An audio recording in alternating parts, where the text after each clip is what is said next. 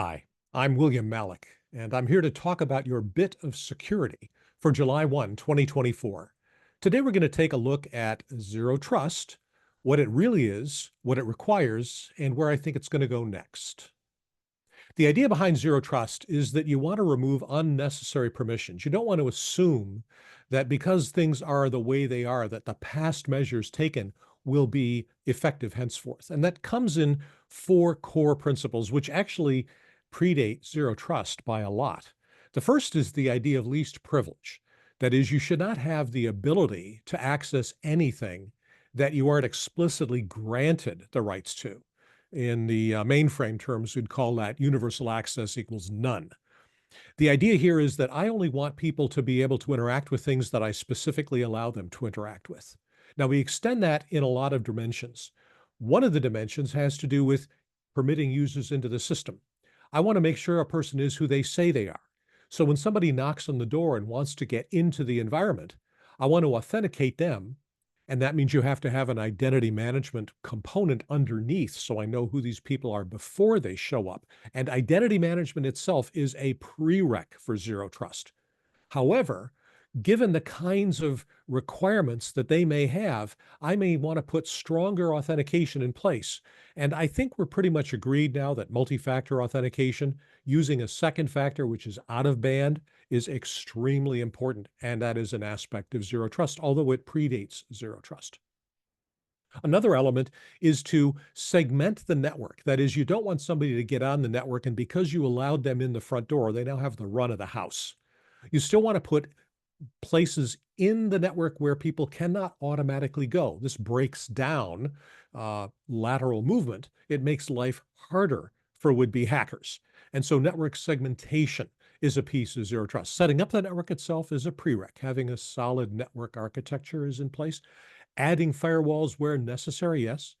The third thing is deperimeterization, getting rid of the notion that there is a wall and everything inside is okay. This also goes back a long way. Deperimeterization was one of the core concepts of the Jericho initiative. The Jericho Forum's idea was you don't want to assume that everything inside is good. And with network segmentation, that means shrinking down that perimeter so you have something around each piece that's in there. And then the final piece is continuous monitoring. After you're in, we want to make sure that you're continuing to behave like we think you ought to behave. It's not one and done. We've let you in and therefore we're not going to look anymore. In fact, I want to be able to continuously observe the behavior of people, and how frequently I do those updates is going to be itself a risk-driven control. But if a user begins doing things that are uncharacteristic, like shipping vast amounts of data off-site or running encryption software, which they don't normally use against large bodies of files that they don't normally access, those should be red flags.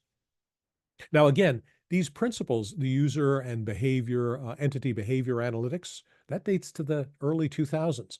Network access control, which means you can't get into the system until you've proven that not only you are who you say are, but your machine meets certain basic things. That's also a 1990s concept. These things have been around for a while. So what are we going to see next? The next thing with Zero Trust is to say, okay, what else are we assuming is good? And the biggest one that comes to mind right now is the software that we're running on. We assume that the code base is thoroughly tested and well vetted and correct and complete. And history has shown us that, in fact, we have supply chain attacks. We need to do something to stop those kinds of things. Well, how do you do that? Well, software bill of materials does that. And SBOM can keep you from running code that you know has a defect or that you're made aware of having a defect.